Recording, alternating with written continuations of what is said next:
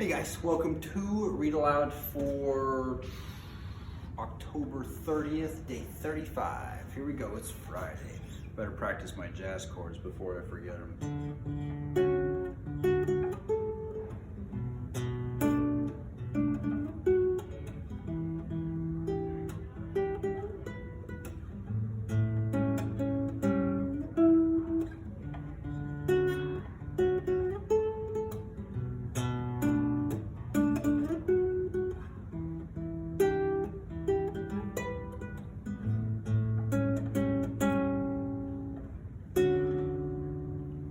I'm starting to get a little better at those. Hey. Let's see where we were. We are flying through this book. Before we know it, we're going to have to start a new book. Let's see. In the meanwhile, some of them explored the ledge beyond the opening and found a path that led higher and higher onto the mountain. But they did not bear to venture very far that way, nor was there much use in it. Out up there a silence reigned, broken by no bird or sound except that of the wind in the crannies of stone. They spoke low and never called or sang, for danger brooded in every rock. The others who were busy with the secret of the door had no more success. They were too eager to trouble about the runes or the moon letters, but tried without resting to discover where exactly in the smooth face of the rock the door was hidden. They had brought picks and tools of many sorts from Lake Town, and at first they tried to use these, but when they struck the stone, the handles splintered and jarred their arms cruelly, and the steel heads broke off or bent like lead. Mining work, they saw clearly, was no good against the magic that had shut this door, and they grew terrified of the echoing noise. Bilbo found sitting on the doorstep, lonesome and wearisome. There was not a doorstep, of course, really, but they used to call the little grassy space between the wall and the opening the doorstep in fun. Remembering Bilbo's words long ago at the unexpected party in his little hobbit hole, when he said they could sit on the doorstep till they thought of something, and sit and think they did, or wandered aimlessly about, and glummer they became. Their spirits had risen a little at the discovery of the path, but now they sank into their boots, and yet they would not give up and go away. The hobbit was no longer much brighter than the dwarves. He could do nothing but sit with his back to the rock face and stare away west through the opening, over the cliff, over the wide lands of the black wall of Mirkwood, and to the distances beyond, in which he sometimes thought he could catch glimpses of the misty mountains, far, small and far. If the dwarves asked him what he was doing, he answered, "You said sitting on the doorstep and thinking would be my job, not to mention getting inside, so I am sitting and thinking."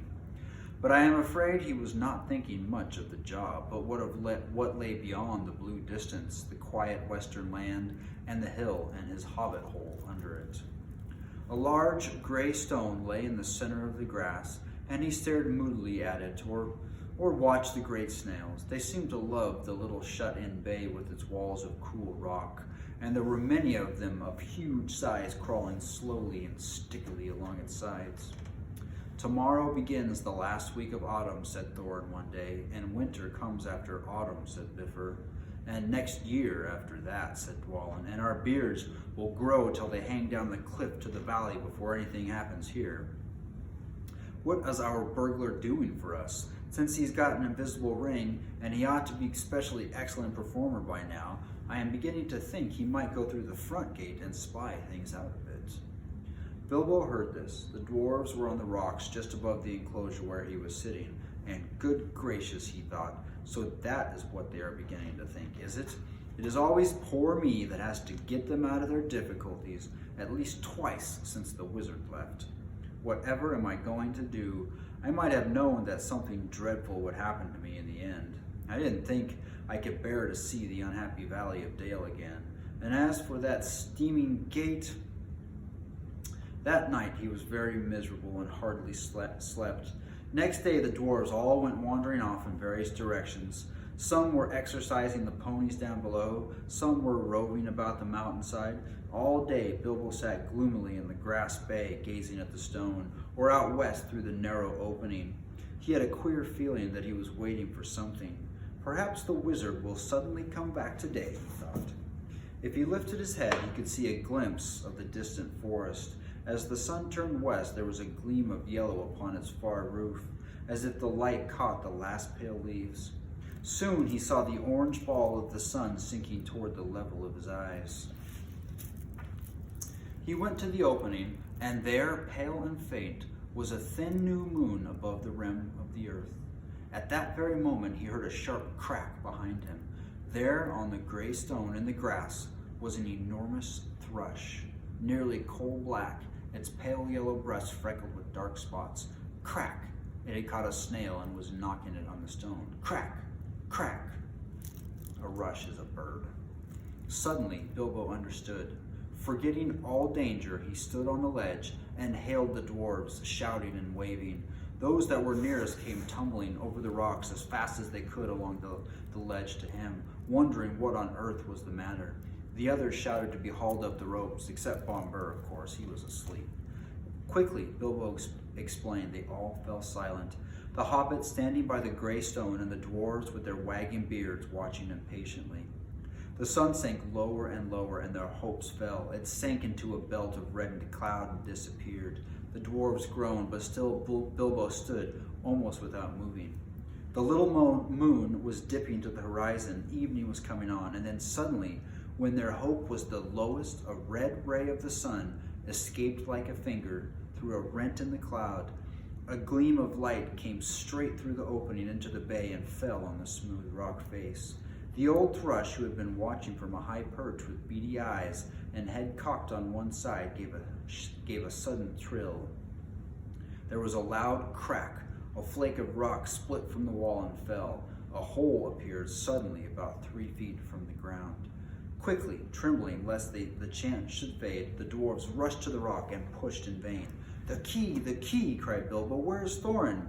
Thorin hurried up. The key, shouted Bilbo. The key that went with the map. Try it now while there's still time. Then Thorin stepped up and drew the key off its chain from around his neck. He put it in the hole, it fitted, and it turned. Snap! The gleam went out, the sun sank, the moon was gone, the evening sprang into the sky. Now they all pushed together, and slowly a part of the rock wall gave. Long, straight cracks appeared and widened.